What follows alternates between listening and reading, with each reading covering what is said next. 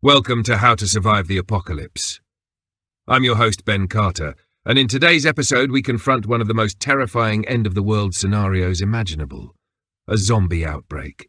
Not the Hollywood fantasy, but a biologically plausible nightmare, born of parasitic infection, neurological breakdown, and the rapid collapse of society.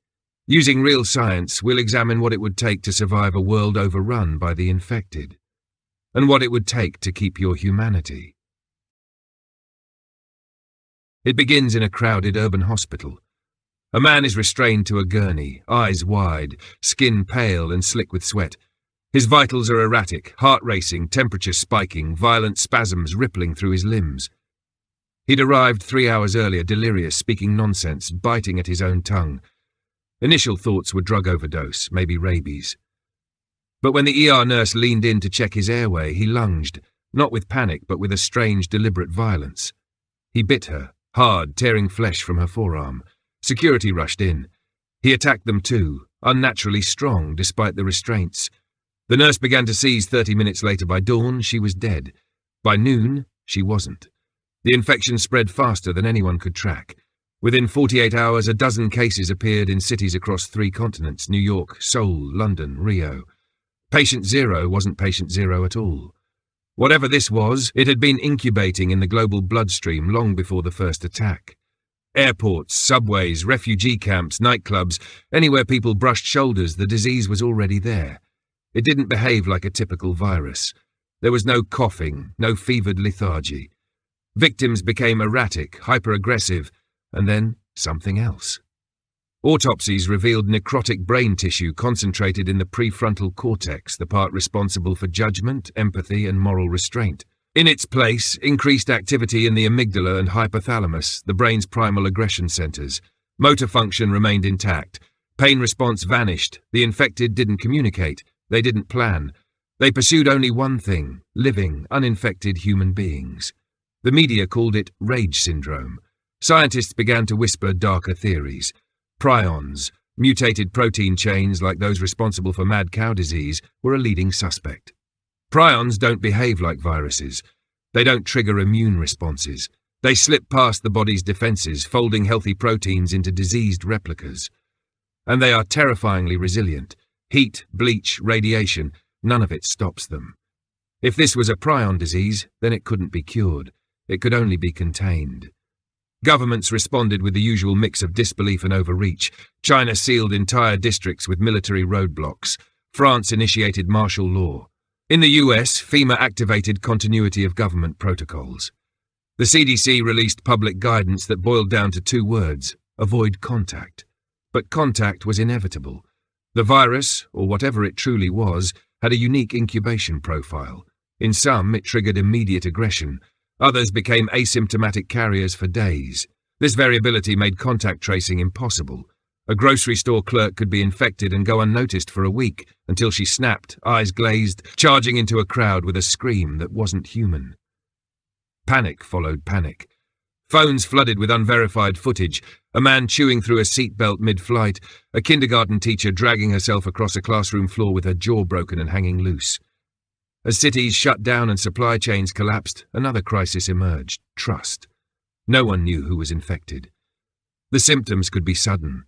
Overnight, your neighbor, your spouse, your child could become something else. People stopped answering knocks at the door.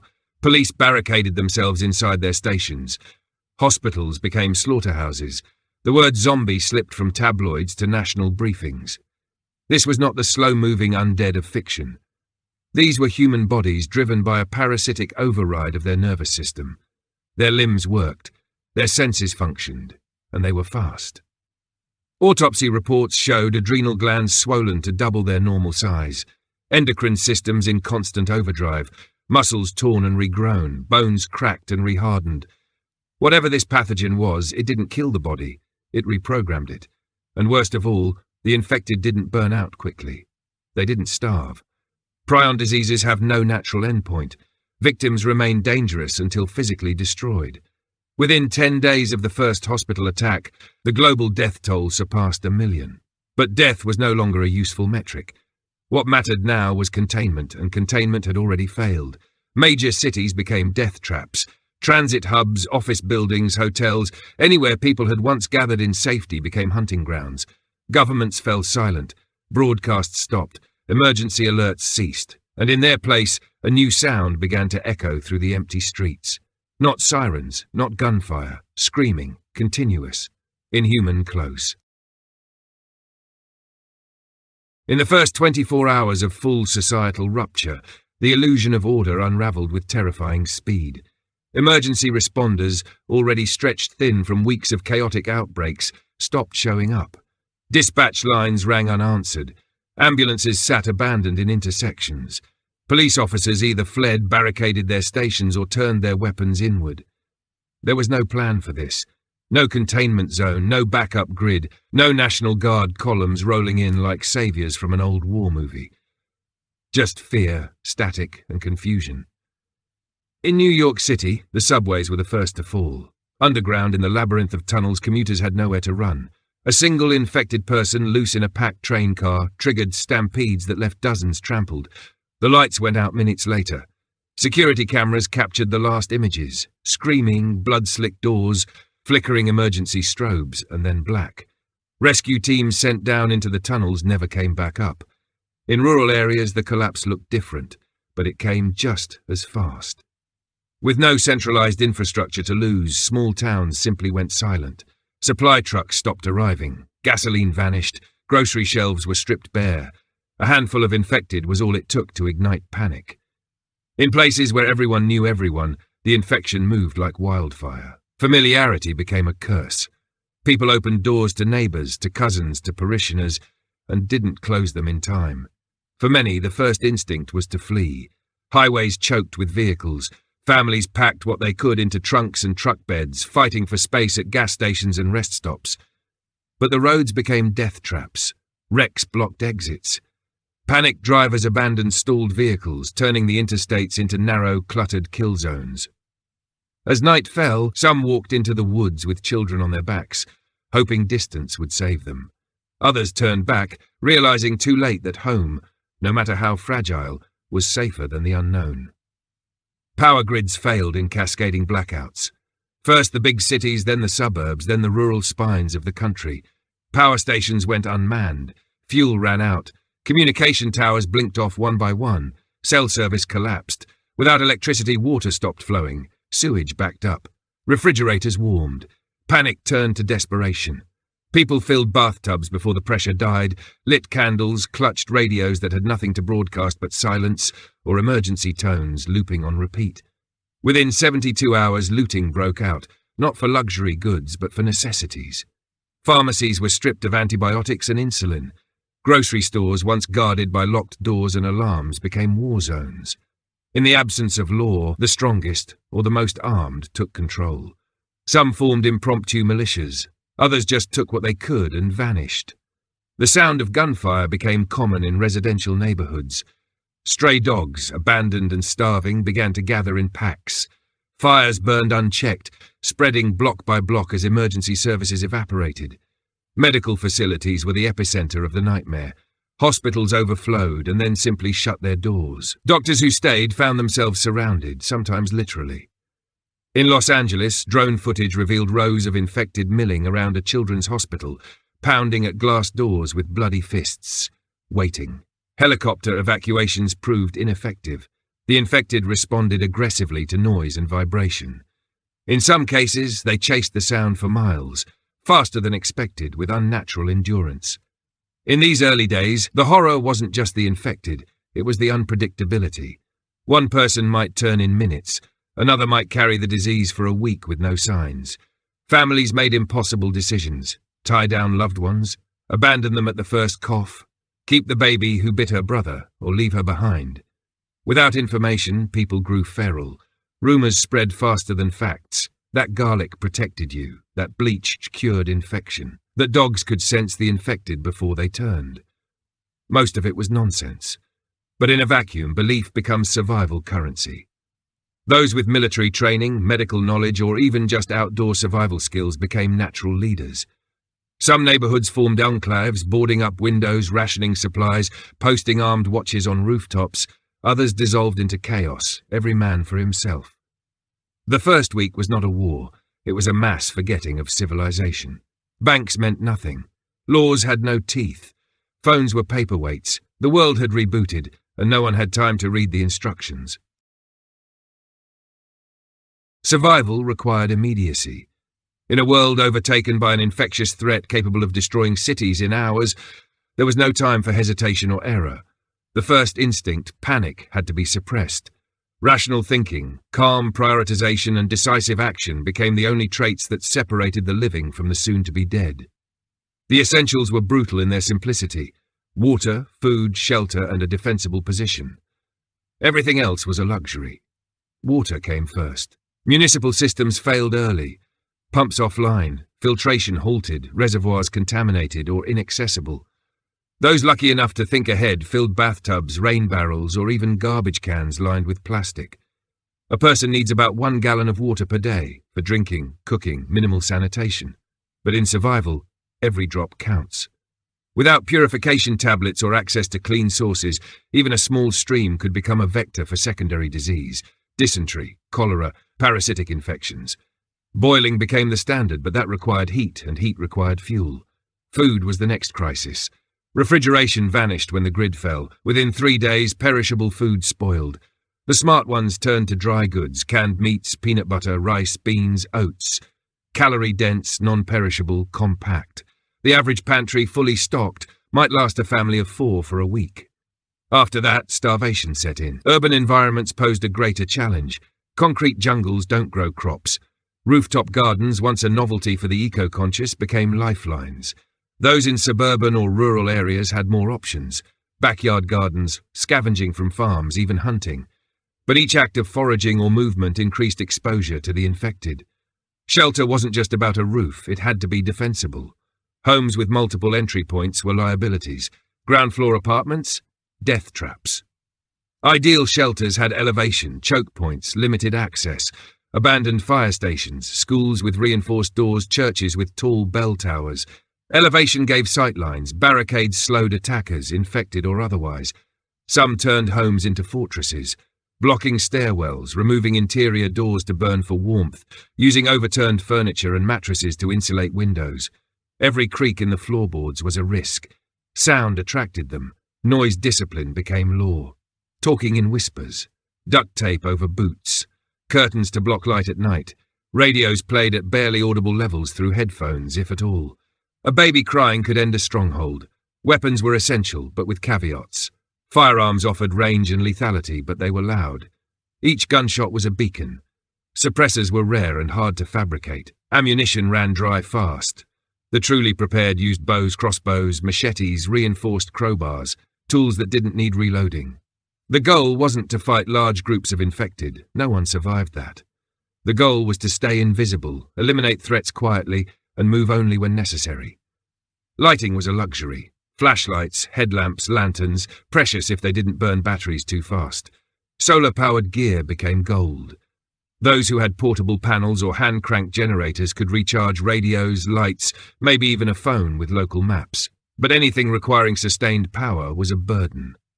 Refrigeration, heating, and long-range communications were out of reach. Sanitation became its own survival battle. Without running water, toilets backed up. Buckets and bags replaced plumbing. Human waste had to be removed regularly or disease would finish what the infected started. Soap became as valuable as bullets. So did feminine hygiene products, diapers, basic first supplies. A simple infected cut could lead to sepsis without antibiotics. Medical care vanished. Pharmacies were looted within days. Doctors, if they survived, were overwhelmed or in hiding. People turned to makeshift remedies: honey for wounds, duct tape for stitches, alcohol for sterilization. Tourniquets became common knowledge. And still the infected came. The most valuable resource wasn't food or water. It was knowledge. People who knew how to purify water, grow potatoes in buckets, trap small game, build rocket stoves, these were the new aristocrats of the apocalypse. Military manuals, wilderness guides, even old Boy Scout handbooks became sacred texts, hard copies only. The internet was gone. Time itself became a resource. A day not spent securing or improving your survival situation was a day closer to death. Triage was constant: what to fix, what to abandon, what to carry. Every decision had a weight. Every moment was a risk. And yet amid the ruins there were those who adapted, who remembered the old ways, who scavenged, improvised, endured. Not because they had faith, not because they believed in salvation, but because something ancient in their blood refused to die. As the infection burned through the cities and reached deep into the countryside, the infected were no longer the only threat. With the collapse of law and the disappearance of enforcement, civilization revealed its most primal underlayer. Without consequences, some chose chaos, others desperation. Violence was no longer isolated, it became routine. People who would have never imagined holding a weapon against another human being found themselves pointing guns at strangers or neighbors. In densely populated zones, organized gangs filled the vacuum left by the authorities. Initially, these were loose groups, opportunistic looters targeting pharmacies, liquor stores, fuel depots, but as time passed, they grew bolder and more coordinated. Armed convoys began to roam highways, using radios, military surplus gear, even drones salvaged from abandoned stores. Some were made up of former soldiers or police, now loyal only to survival and control. They didn't fear the infected, they used them. In more than one case, they herded infected into rival encampments to flush out the survivors, then moved in after the screams died.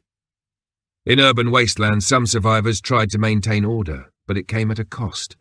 Barricaded apartment complexes turned into micro-police states. One armed group might seize control of an entire city block, rationing food, restricting movement, enforcing curfews with bullets. Civilians who disobeyed vanished. Those with medical skills or mechanical knowledge were forced into servitude under threat of exposure to the infected. The logic was brutal. One life to save the rest. These were not movie villains. These were people who once coached soccer, taught math, ran restaurants. Civilization had thinned. All that was left was fear and enforcement. In rural areas, isolation offered brief safety, but it also invited opportunists. Farms became targets. Those who had prepared, who had livestock, fuel, tools, became magnets for raids. Some fortified and held out. Others weren't so lucky. Quiet homesteads turned into grave sites. The lucky ones escaped with what they could carry. Trust disappeared. A knock on the door was no longer a plea for help. It was a threat assessment. Children were taught to be silent. Mothers slept with rifles by the bed. The world no longer ran on compassion. It ran on calculus. Risk versus reward. And yet, not all threats came from malicious intent. Hunger made good people do terrible things. A father who hadn't eaten in 4 days might kick in a door with trembling hands. A teenager, gaunt and terrified, might pull a knife just to steal crackers. Morality collapsed not in sudden bursts, but in tiny, gradual compromises. Lie to get access. Steal because no one's watching. Shoot first because hesitation could be fatal. It didn't happen all at once. It happened every time someone chose survival over principle. Psychological stress compounded every threat. Sleep deprivation blurred the lines between paranoia and perception. Infected moved at night. So did looters. Rest was a gamble. People began to hallucinate. Hear voices, argue with shadows. Trauma compounded. Survivors watched friends turn. Shot loved ones. Dug shallow graves in frozen soil. And each scar, physical or emotional, carved away what was left of who they used to be. Trust became the rarest currency. Groups that survived longer were those built on bonds from before the outbreak, families, firehouse crews, neighborhood watch networks. But even those fractured. One infected cut, one hidden bite, one unexplained fever was all it took to implode a group. Accusations led to bloodshed. Precaution led to execution. Some developed brutal protocols. If you're scratched, you're out. No exceptions. Some groups branded the uninfected with marks to prove loyalty. Others amputated limbs to stop the spread, regardless of whether it helped. And still, there were outliers. Small communities that organized, protected one another, and shared what little they had. But they were rare, and they were hunted. Word of safe zones spread like myths, drawing the desperate and the dangerous. A single desperate survivor might bring the infected. A single spy might bring a raiding party. In the apocalypse, threat recognition became a skill. Watch how someone grips a weapon, how they look at food, how quickly they move when your back is turned. Every gesture, every word was a test. The people who survived didn't just learn how to fight the infected. They learned how to read the living. Because in a world overrun by monsters, the dead were terrifying, but the living could be worse. When the infected no longer seemed like the worst danger, survivors were forced into decisions with no right answer. The question wasn't just how to stay alive, it was how to live with the choices that survival demanded. For every group that managed to endure, a turning point eventually came. Stay and defend, or leave everything behind. Those who stayed dug in. Urban defenders transformed buildings into fortresses. Entire apartment complexes were re-engineered. Hallways sealed with furniture, stairwells collapsed or blocked, windows reinforced with metal fencing stripped from nearby construction sites. Entryways became choke points. Sniper nests were established on roofs, sometimes manned 24 hours a day. Defensible positions allowed small groups to protect what they had: food caches, gardens, water barrels, books, tools, generators. But the cost was constant vigilance. The noise of generators drew attention. The scent of food carried downwind. And one slip, a moment of inattention, a forgotten lock, meant death or worse. The strategy worked for a while, but it depended on geography and group cohesion. An urban block with 10 armed, determined people might hold for weeks. A farmhouse family, isolated and exposed, could be overrun in minutes. Defense meant commitment. It meant rationing ammo, fortifying weak points, creating escape tunnels, implementing strict routines, rotations for sleep, contingency drills, fire suppression, quarantine protocols. It was a kind of discipline more akin to a military installation than a home. For others, mobility became the strategy. The road was dangerous, yes, but it was freedom. Bug-out groups travelled light, moving by foot, bicycle, or quiet electric vehicles. Highways were avoided entirely. Instead, they followed rivers, utility easements, old rail lines, paths with fewer eyes, less noise, better concealment.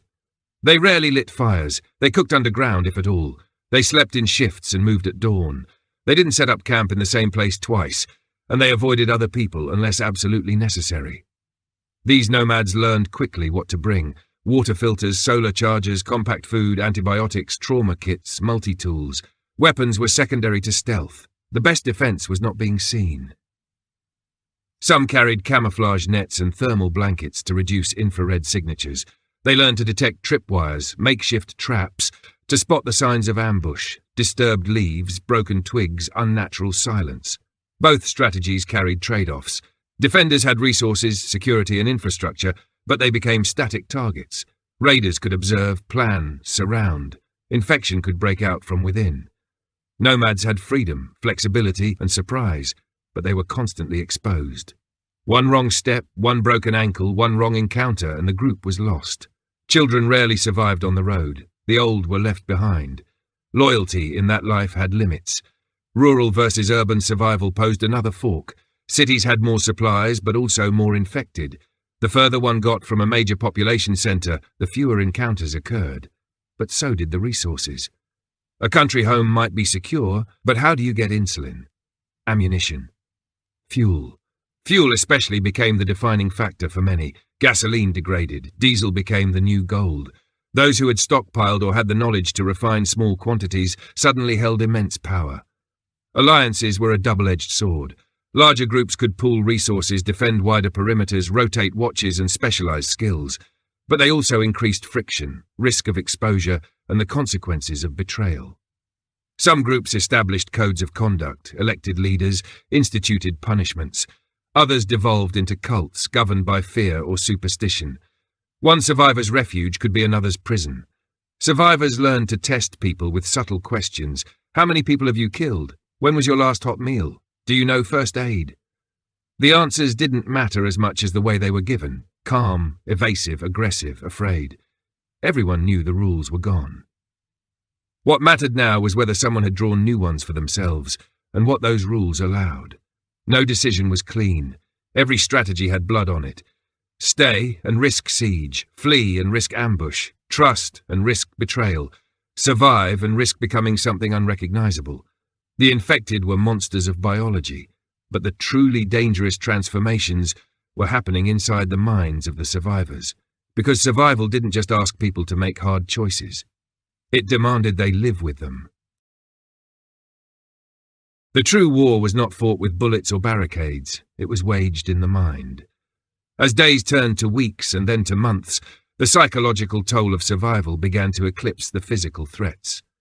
The human brain, wired for social connection, structure and routine, was not built to endure prolonged trauma without consequences.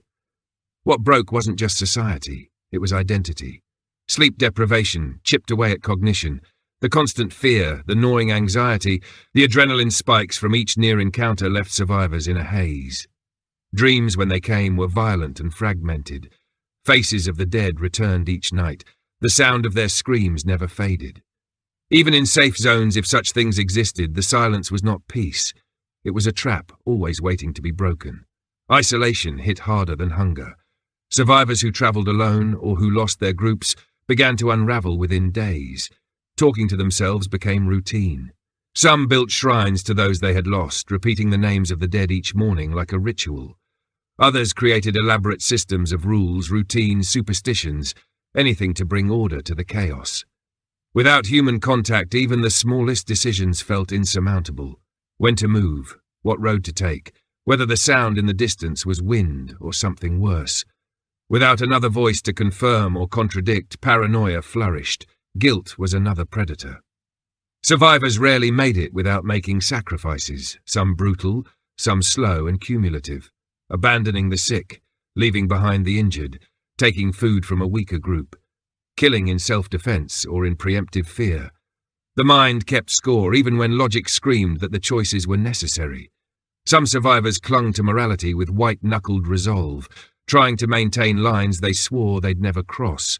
But over time, most realized that survival wasn't about heroism. It was about limits, and how many of them had to be erased.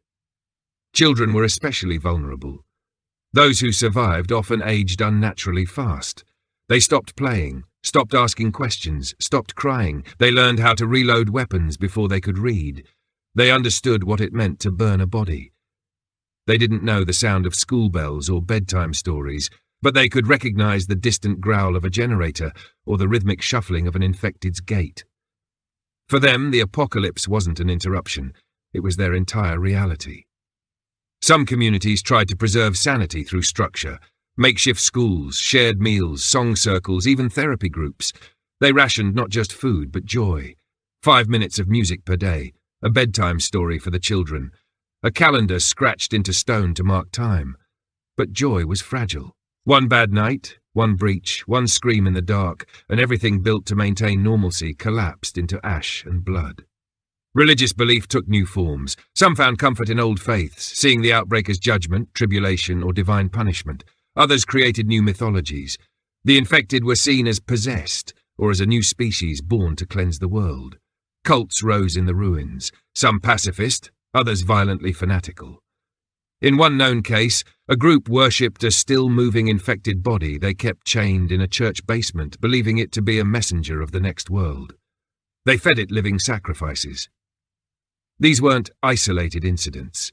The human mind, deprived of safety and order, reached for meaning, no matter how twisted. And then there were those who changed completely, who stopped caring about the past, the future, or even themselves. The empty-eyed drifters who walked unarmed, unafraid, whispering to the infected like they were kin. People who had been broken so completely that fear no longer existed inside them.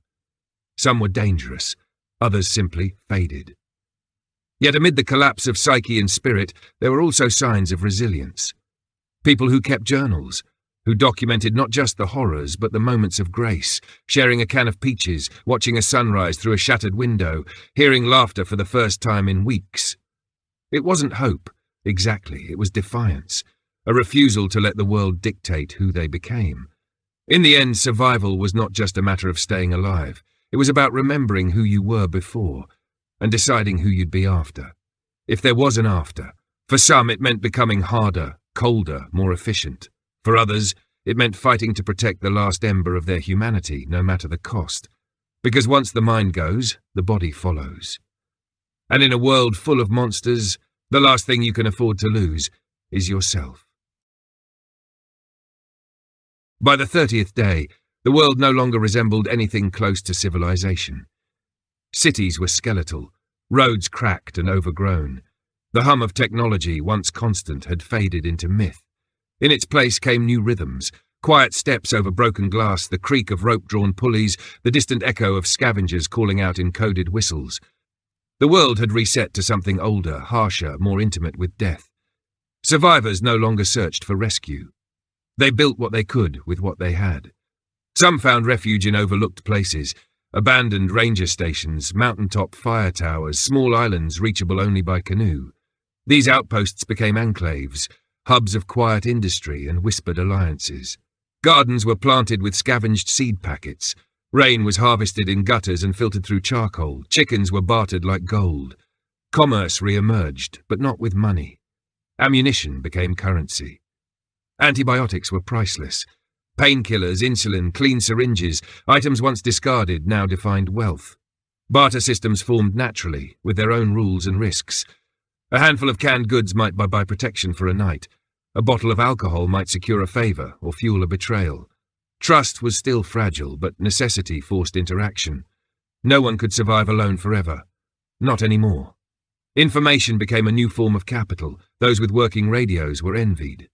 CB networks, shortwave broadcasts, and scavenged ham rigs buzzed with rumours, safe zones, convoy sightings, roadblocks, migration paths. A new kind of map emerged, not of geography but of danger. Red zones where infected swarmed, black zones where no signal had come in weeks, and rare blue zones where a voice still called out at dawn, promising sanctuary. But promises were dangerous.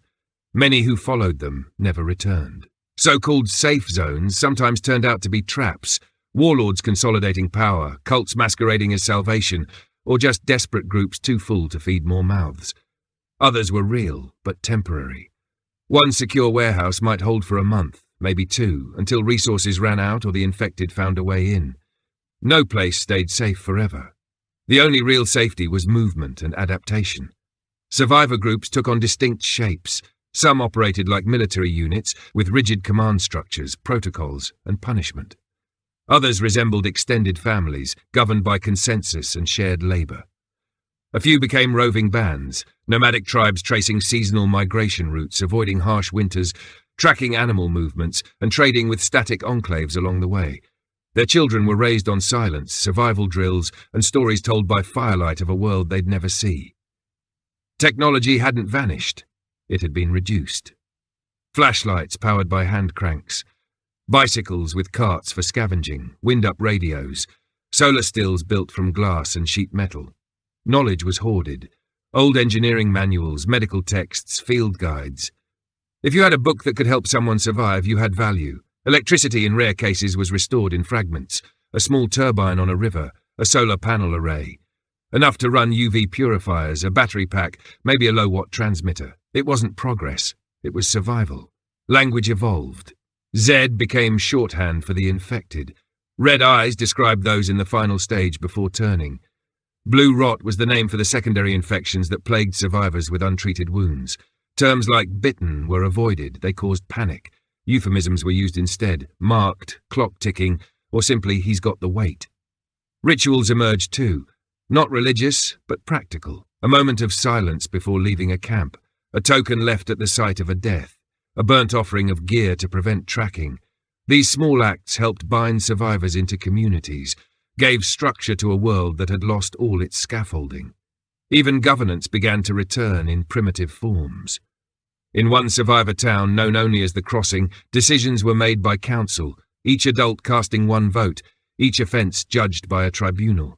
In another, the rule of three dictated justice. 3 offences and you're exiled. No appeal, no return. It wasn't fair, but it was consistent. Life didn't improve. It simply became more bearable. Each day survived was its own kind of victory. People learned to smile again, to laugh in short, surprised bursts. A sunrise could silence a room. The taste of honey was enough to bring someone to tears. This wasn't rebuilding. Not yet. It was endurance. A long, quiet stand against extinction. And those who endured began to understand something deeper, that survival wasn't just about escaping death. It was about creating something, no matter how small, that was worth living for. The idea of a zombie apocalypse has lived in the cultural imagination for decades, dismissed by most as fiction, until science began to catch up with nightmare. What seemed impossible suddenly felt disturbingly plausible. The line between fantasy and reality blurred not with shambling corpses, but with evidence of parasitic control, neural manipulation, and diseases that alter behavior in terrifying ways. Ophiocordyceps unilateralis, a fungus found in the rainforests of Brazil, infects ants and rewires their brains. The fungus drives the host to climb vegetation, attach itself to a leaf vein, and die, allowing the fungus to erupt from the skull and release spores. This process is surgical. It bypasses basic motor functions and targets behavior centers. The ant doesn't know it's being controlled. It just obeys. Rabies is perhaps the closest real-world parallel to a zombie pathogen in humans. Once symptoms appear, delirium, aggression, hydrophobia, death is inevitable. The virus travels through the nervous system to the brain, changing behavior along the way. It encourages biting, spreading itself through saliva. Rabies is 100% fatal if untreated after symptom onset. It's a viral puppet master, turning hosts into transmission machines. There are also prion diseases, mad cow disease, Creutzfeldt-Jakob, chronic wasting disease in deer. These conditions corrupt the brain, erasing memory, cognition, personality. Some researchers have speculated that prions could mutate further, especially if weaponized. Prions can survive sterilization procedures. They're nearly indestructible, and they don't just kill, they destroy the identity before the body. Even parasites in the natural world show behavior-altering power. Toxoplasma gondii, a protozoan, infects rodents but can only reproduce in cats. It rewires a rat's brain to make it attracted to the scent of feline urine, drawing it into the jaws of its predator. In humans, toxoplasmosis has been linked to subtle behavioral changes, risk-taking, aggression, slowed reaction times. It affects millions silently. In labs across the world, scientists have already experimented with synthetic biology capable of altering neural pathways. CRISPR and optogenetics are real tools capable of turning genes on and off, even activating parts of the brain using light. In the wrong hands, such technologies aren't healing instruments, they're weapons. The military has modeled pandemic scenarios eerily close to this. The US Department of Defense once created a mock training exercise called CONOP 8888, Counter-Zombie Dominance. Framed as a joke, it was a serious strategic planning tool used to model civilian collapse, biological containment, and mass panic. It was never about the undead, it was about what the undead represent, a contagious, fast-moving, psychologically destabilizing threat. History, too, offers clues. During the 1918 Spanish flu pandemic, more than 50 million died in less than 2 years. Entire towns were decimated, bodies piled in the streets, panic overwhelmed governments. In some areas, it wasn't the disease that killed the most, it was starvation, fear, and disorder. People locked their doors and let others die outside to protect themselves. Chernobyl demonstrated how quickly infrastructure collapses in the face of invisible danger. Fukushima reminded the world how fragile modern systems are when nature strikes. Hurricane Katrina showed that within days, a major US city could descend into chaos. Lootings, unburied bodies, mass evacuations. Each event chipped away at the myth of stability. Human behavior under duress is well documented. In times of crisis, altruism spikes for a moment. But as scarcity intensifies, tribalism returns. Empathy collapses, us versus them. Threat perception overtakes logic. Mob mentality rules. History repeats this cycle endlessly. Disaster, compassion, panic, violence, collapse. The zombie apocalypse is not about ghouls rising from graves. It's about what happens when something turns humans into a threat, when empathy disappears and violence becomes contagious. It is a metaphor wrapped in a microbiological warning. A slow virus, a fast collapse. In the end, survival won't depend on stockpiles or luck. It will depend on understanding, on reading the signs, on knowing how systems fail, how behavior shifts, and how quickly the dominoes fall. The real danger isn't the infected clawing at the door, it's the silence that comes just before, when no one knows what's happening and no one can stop it. What the zombie apocalypse teaches us isn't about monsters, it's about ourselves. How close we live to the edge, how thin the membrane is between order and chaos. In the end, it's not the infected that brings civilization down, it's fragility. Fragile infrastructure, fragile supply chains, fragile institutions, and most of all, fragile trust. It reveals that the systems we rely on, water, power, medicine, communication, are only as strong as the people running them.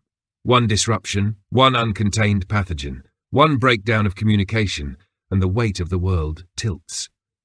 People don't panic because they're irrational. They panic because they understand, instinctively, that the structures we trust to protect us can and will fail. Survival in a world overtaken by infection doesn't just hinge on bullets or bunkers. It's about foresight. It's about preparation before the sirens sound, before the broadcasts go silent. The people who make it through are rarely the strongest or most ruthless. They are the ones who adapt the fastest, who think, not just react, who observe, learn, and pivot before the wave hits. There's a cost to surviving in a collapsed world. Not everyone pays it in blood. Some pay it in guilt, in what they had to do, who they had to become, the compromises, the betrayals, the decisions that leave scars no doctor could ever treat. The real weight of survival is in what it leaves behind, memories of what the world was, and the knowledge that it can never be the same again. And yet, through that darkness, there is something else, a truth older than civilization, a spark inside the species that no outbreak, no collapse, no horror has ever fully extinguished, the will to continue, to protect our own, to find meaning in ruins, to rebuild, not because it's easy, but because it's necessary. Because if we stop trying, we lose the only thing that separates us from the infected. In every ruined town, every burned-out farmhouse, every barricaded outpost, there are stories of people who held the line, who made a last stand not for glory but so that someone else might have one more day. There are moments, brief, flickering, of humanity at its purest. A stranger sharing food, a group refusing to abandon the injured, a mother reading from memory to calm a child in the dark. These moments matter, because they remind us that even when the world ends, the story doesn't have to. If the day ever comes, if the infection spreads, if the systems fail, if the silence falls, what you carry with you won't just be supplies. It will be choices, principles, the ability to stay human in a world that no longer rewards it. Prepare your body, fortify your shelter, sharpen your skills. But never forget to protect your mind. Because in the end, when the infected come, the strongest defense isn't a wall or a weapon. It's remembering who you are and choosing not to become something else. Thanks for listening. This has been How to Survive the Apocalypse. If you enjoyed today's episode, be sure to follow us wherever you get your podcasts. And if you'd like to support the show and unlock bonus content, subscribe to the Forbidden Knowledge Network on Patreon. Subscribe now.